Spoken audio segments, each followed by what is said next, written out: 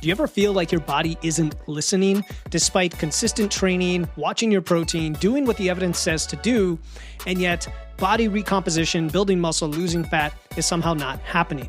What's probably breaking down is that signal between your actions and your physiology. It's not because you don't have the effort.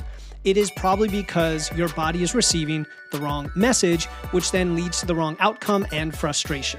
Today, I'm walking you through the 5 biggest body recomp mistakes that I see keeping intelligent, hardworking lifters stuck at the same body fat and muscle mass, and the specific fixes that align your training, nutrition, and recovery.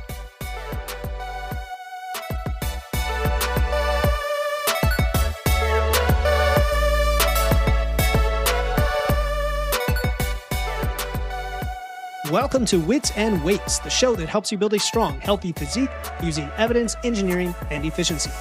I'm your host, Philip Pape, and today we are again talking about body recomposition, building muscle and losing fat, and the frustration when you're not able to achieve it, especially if you are putting in effort, especially if that effort is consistent, solid training, on-point nutrition, and yet things aren't changing. Now, if you're not doing those things, that to me is the easy part. That's the low-hanging fruit.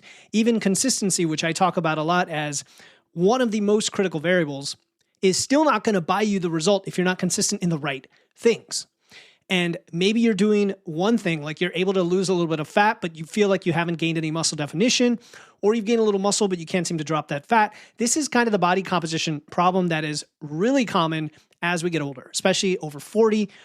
Lifters over 40 who are smart like you listen to podcasts, you understand the evidence, you know what protein synthesis is, you might even be tracking your lifts and your nutrition, and somehow your body's not quite responding. Now, I'm not talking about corner cases or specific medical or healthcare issues related to, for example, hormones or something going on in your blood work. I'm not talking that today. Today, I'm talking about really the big mistakes that people are making that will quickly get you over a hump to start making progress.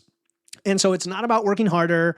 It's not about your effort. It's not dedication. And again, it's not just consistency. There are misalignments in your approach that compound over time.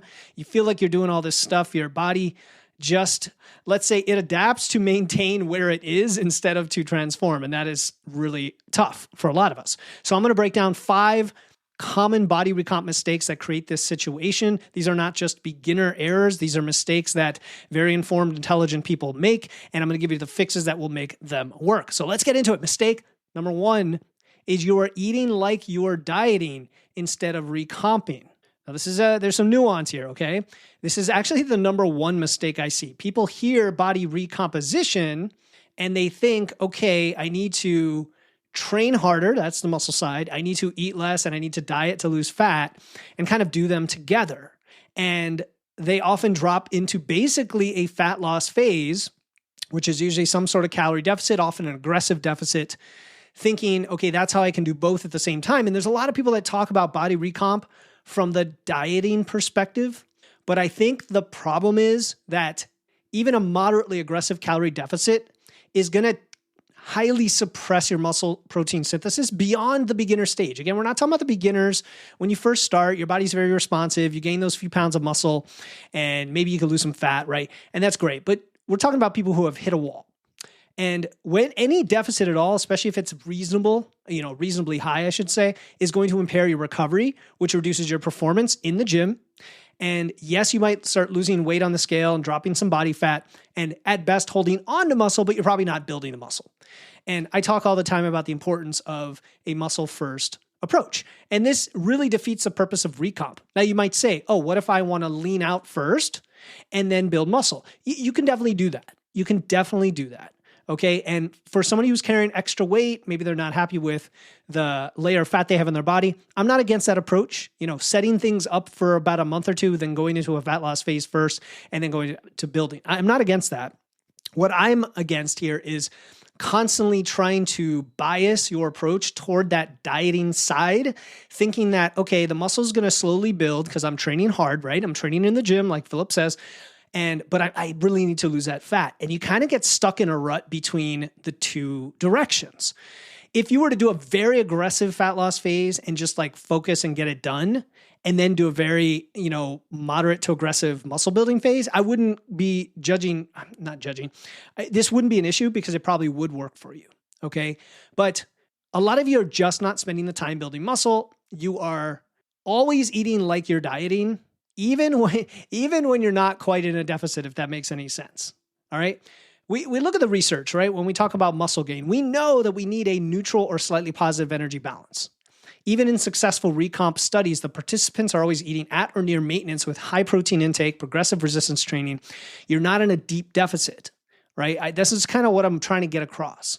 It's an input-output problem. Your body needs enough energy to fuel the training, the recovery, the energy-intensive process of building new muscle.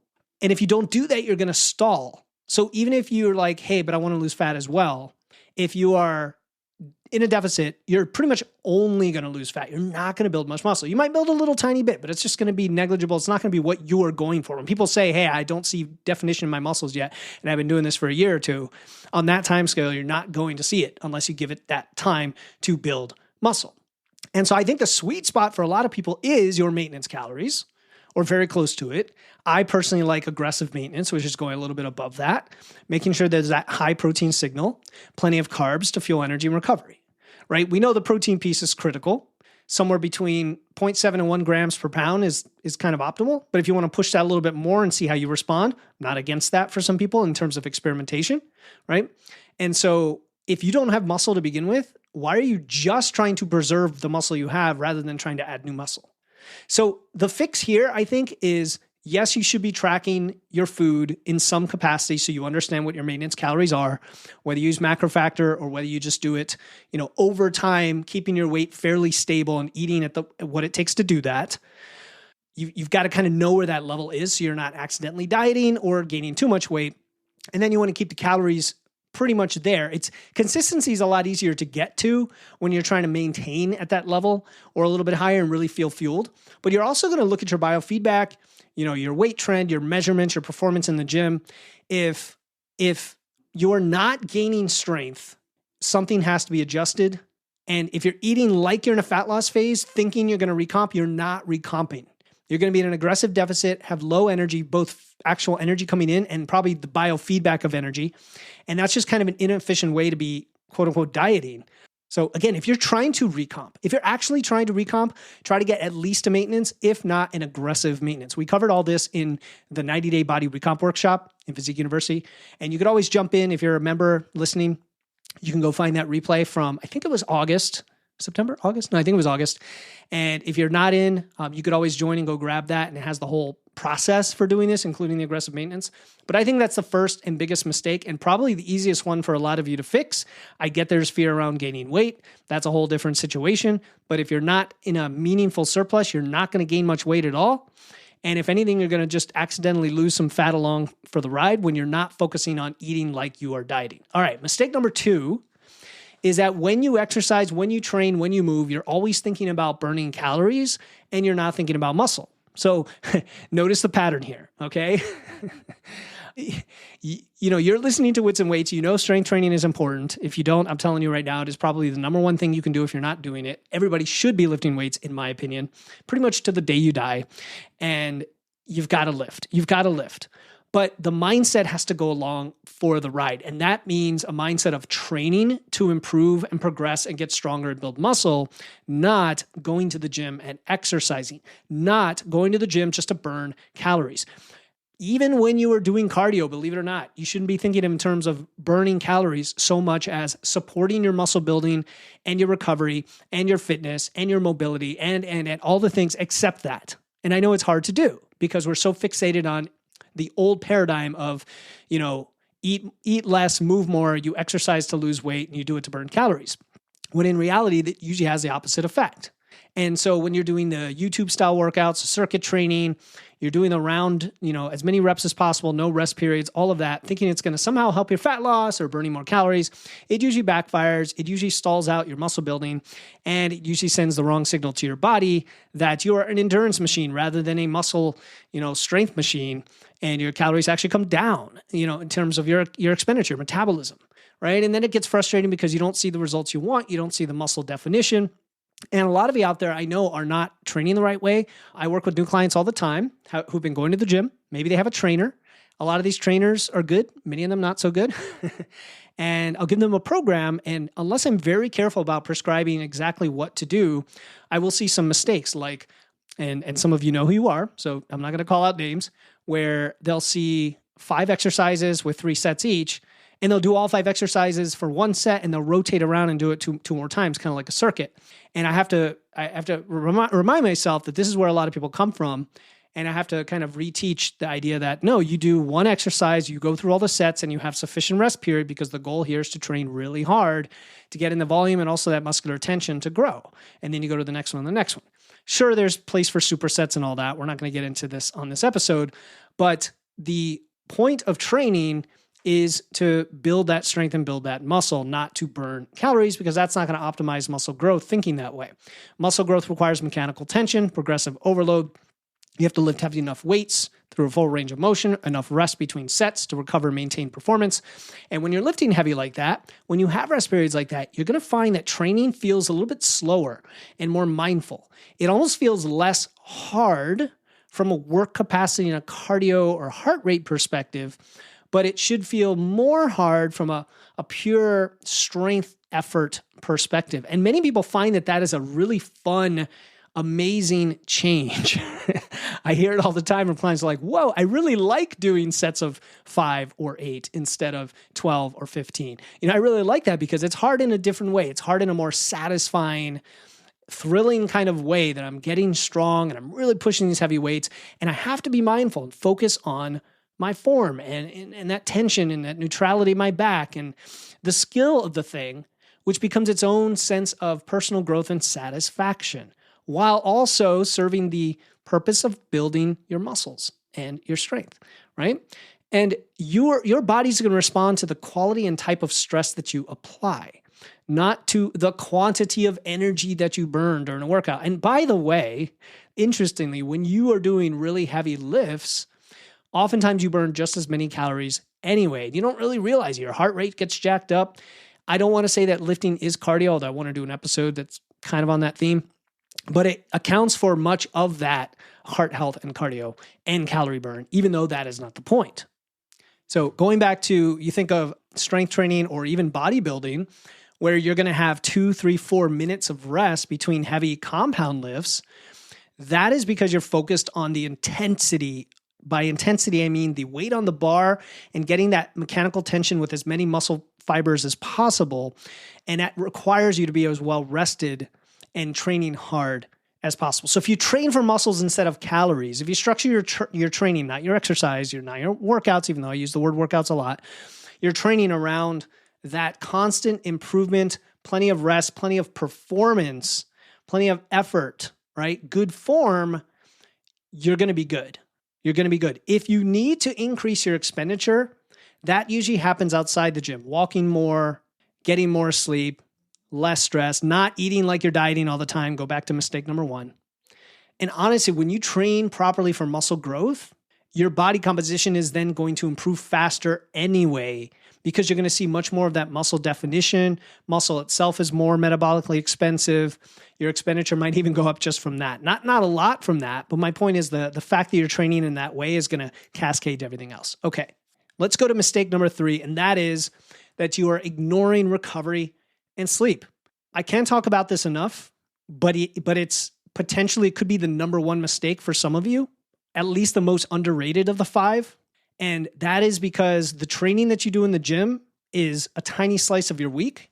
What you do outside the gym is what really supports the adaptations, the muscle growth. We know that nutrition supports all this as well, obviously, but recovery and rest is actually going to jack up your insulin sensitivity, your nutrient partitioning, your fat loss. It's going to reduce your belly fat. It's going to help with your recovery and blood flow. It's going to reduce your soreness, and the list goes on.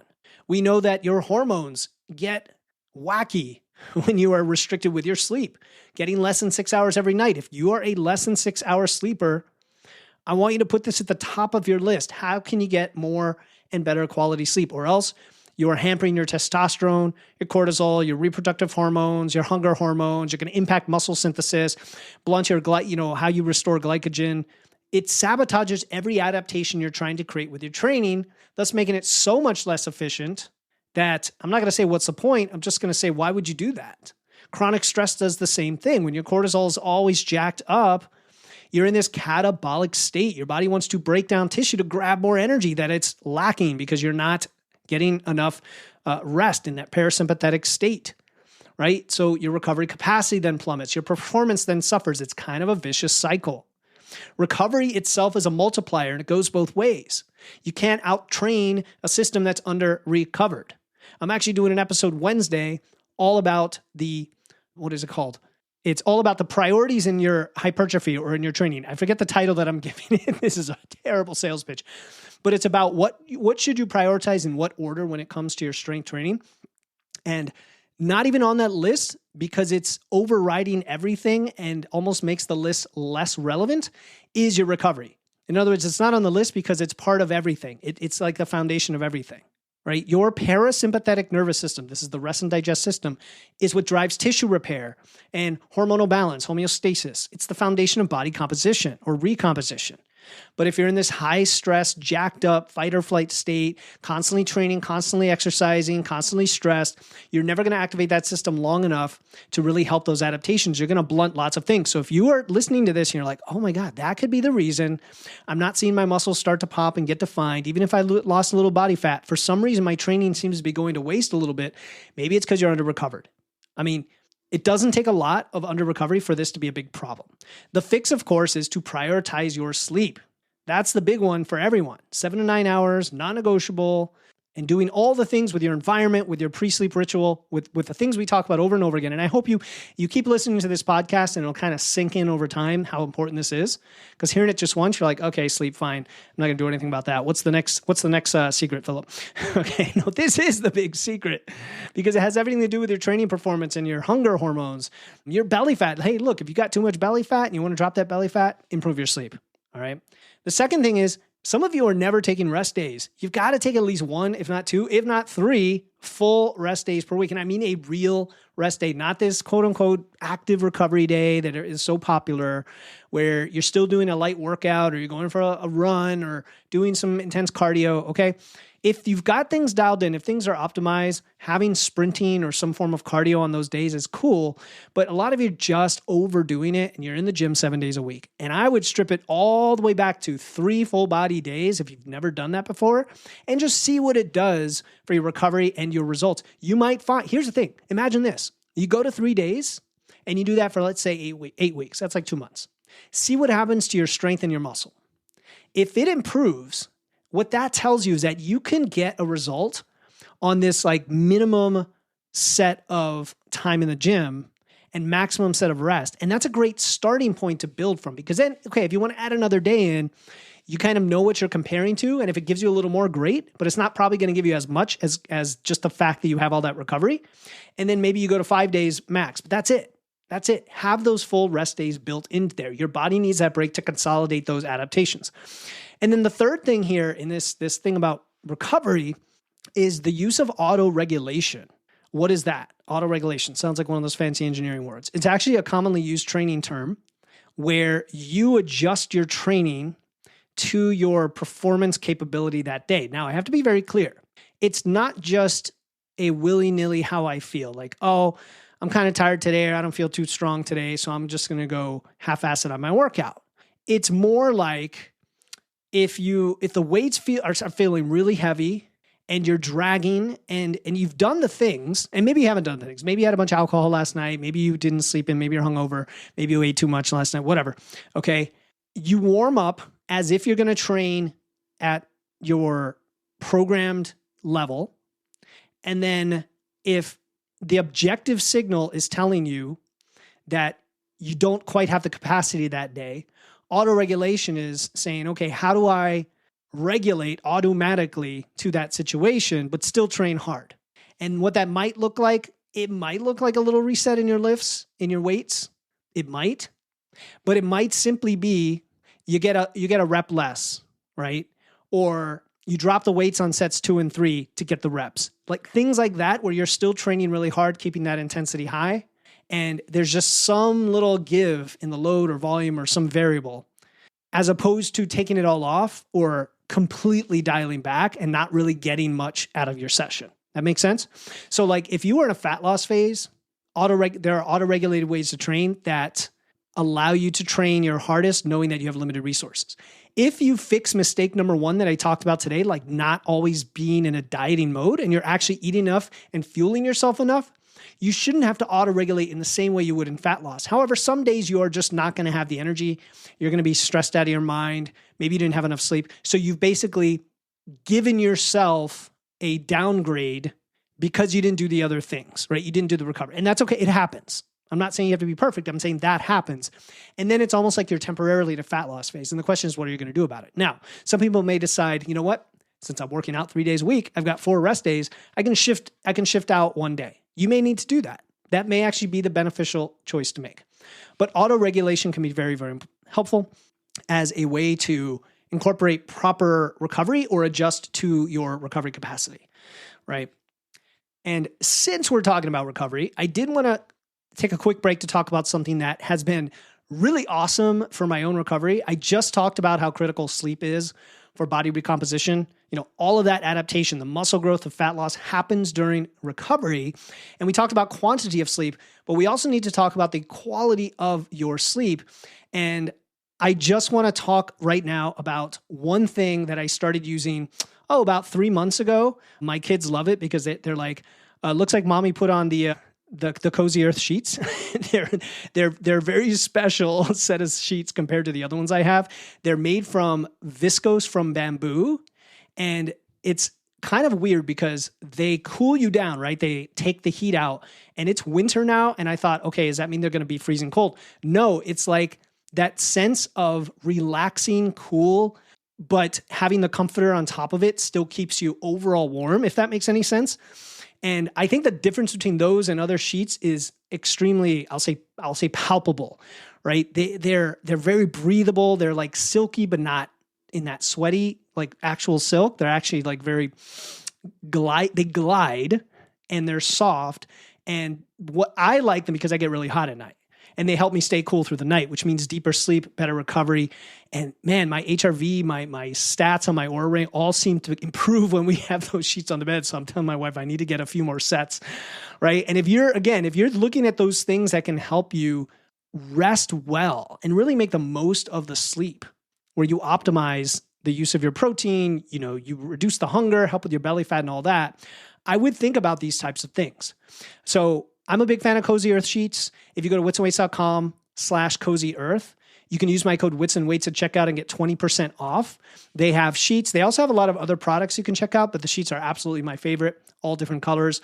Go to witsandweights.com/Cozy Earth.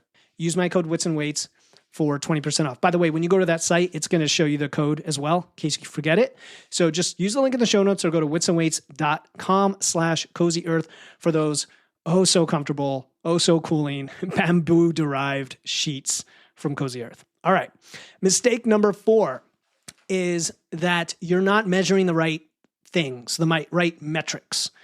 And this is where the people listening, you the listener, you're probably listening to Wits and Weights because you like data, efficiency, maybe that engineering mindset that I try to bring to this process. And you probably tracking certain things, but what I find talking to people on calls and new clients that come into Physique University, for example, is they're not necessarily tracking the right things, or the things that they're tracking, they're not using them the right way. Let's talk about scale weight, for example. A lot of misconceptions. A lot of you are only tracking scale weight sporadically or like once a week or once a month. And the problem with those is you can get a high point or a low point, and it doesn't actually tell you what's going on with body fat, because those high and low points can be multiple pounds in either direction or kilograms based on water fluctuation. And so I'm a huge fan of weighing yourself every day, because then you can take a smoothed average over time to tell you what's actually happening with the deep down storage of fat, which is hard to measure in the short term. It takes about 3 weeks to measure a change there. That's why I think the process is more important than the data sometimes, but they kind of go hand in hand.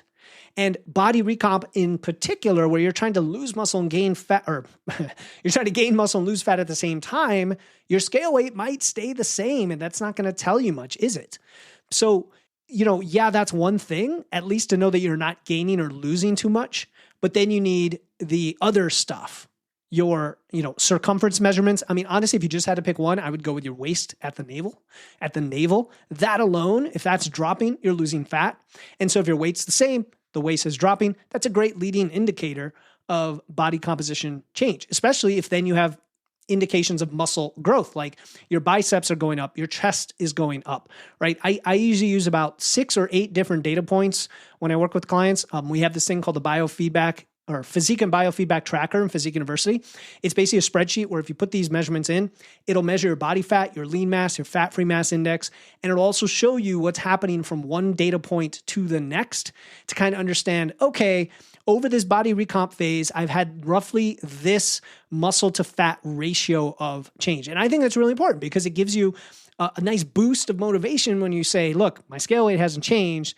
It's hard to see the change in the mirror because you don't notice change unless you go and look at a before and after photo over a decent amount of time. And so something like circumference measurements give you a fairly rapid indicator. And by rapid, I mean over several weeks, not, day to day, obviously. I mentioned photos. I think progress photos can be moderately helpful. Ironically, I think they're more helpful when someone else is looking at them, yet that's what we are most probably embarrassed to do. If you're a private client of mine, that's part of the process. And I get you would feel probably safest in that environment being one-to-one. If you're more in a bigger setting or a group setting, it's not necessarily something you want to do, but I wouldn't discourage it if you wear appropriate clothing and want to say, hey, here's where I was 8 weeks ago. Here's where I am now. Here's what I'm noticing about myself. Hey guys, what do you notice? And assuming this is in a safe place where people give you constructive, positive feedback, which I tell you, any group that I run is going to be like that or you're out.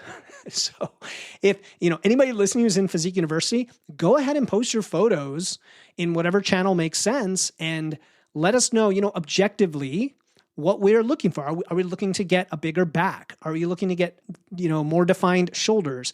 Are you looking to just drop body fat and start showing your six pack, right? Those kinds of things can be indicators of what is going on. And sometimes only other people can see them.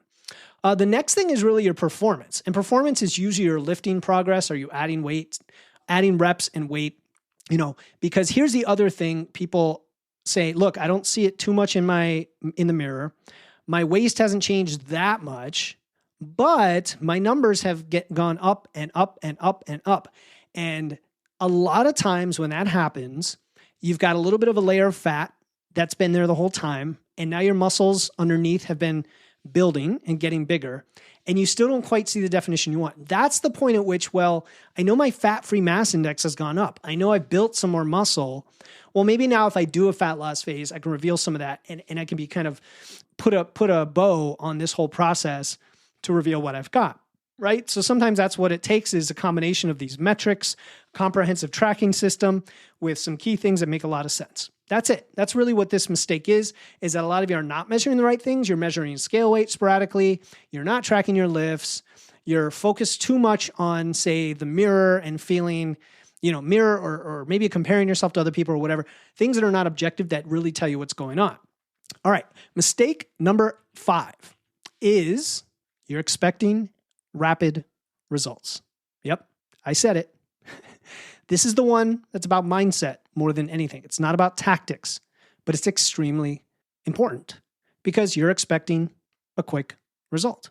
I'm not talking about 1 week. I get it. But whatever you're expecting, it's probably too quick in general.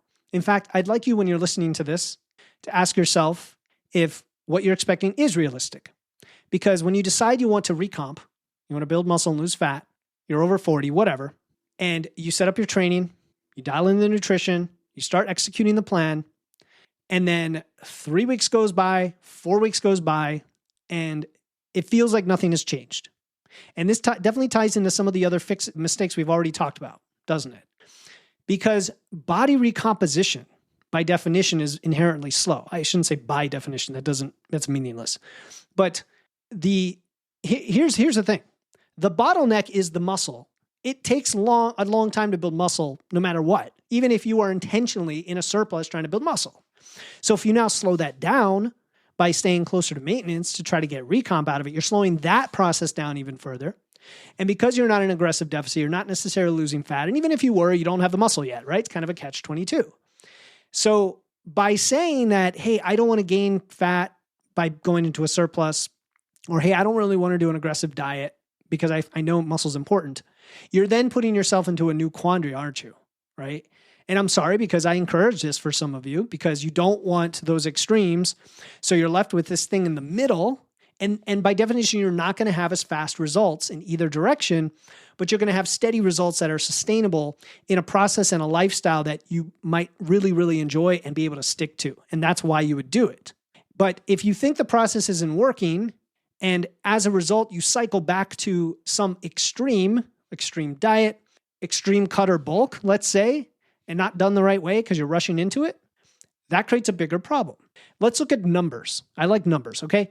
For trained lifters, people who have been lifting for a while, muscle growth rates average about 1/4 to 1/2% of body weight a month, upper end, okay? So if you weigh, let's say, 180 pounds, you're looking at a pound, what am I trying to say? 1/2 pound to a pound of muscle in a month if you're doing everything right. And then fat that comes along for the ride, because if you're obviously eating more of a surplus than that, the rest of it's going to be fat. That's why it's kind of hard to find that sweet spot sometimes. Fat loss is a lot faster, right? It's more like it could be 1/2 to 1% of body weight per week, right? So it's like 4 times as fast. Now, when you're trying to do both at once, you're trying to gain muscle and lose fat simultaneously, the process is even slower because the two goals pull your body in opposite directions. Your body kind of wants to stay in the middle, and you're fighting against its natural tendency by trying to push both things and doing them kind of, I don't want to say mediocre, but you're making a trade-off. So if you were to extrapolate body recomp without doing a cut or a bulk, I would give yourself 6 to 12 months of consistent execution to see a meaningful change that first time. Now, if you have a lot of fat to lose, or if you've never built muscle, you might be better off with a more aggressive fat loss or muscle building phase. And I know it's not what you want to hear, right? We live in a world of instant gratification. We want to see results now. We've got tools and drugs and things that make results faster as well. But your physiology doesn't care, does it? It just operates on what it's going to do. And everyone's is different. We've talked about the difference between consistency and intensity. Intensity or speed. Chasing that, you chase speed, it's going to create instability. Think about it. Chasing speed creates instability because it's going to create a lot of change and volatility and ups and downs that you will probably have a gut reaction to, and you'll try to go the other way, and it's going to just create this big oscillating effect that's going to get you even more nowhere. Whereas body recomp is trying to get somewhere by towing the line in the middle and optimizing these variables. So realistic expectations from the start are really important. Committing to 6 to 12 months of steady execution. You don't have to be perfect, right? Just consistent. Again, that goes back to the consistency piece. And then focusing on measuring the right things rather than the outcome, measuring the process metrics, the protein, the training, the sleep, all the things we talked about today, tying it all together. Reassess, I would say monthly at minimum, but quarterly is probably where you're going to get the best bang for your buck with body recomp. So for example, those in our program in Physique University, we do weekly check-ins that are more about the process and the wins. And then we want to look at 2, 3, 4 month phases at a time to see true progress. And then make big adjustments at that point if it's still not going where you want to go. But by that point, it should if you're doing these things. And then you could say, look, am I leaner and stronger than I was 3 months ago?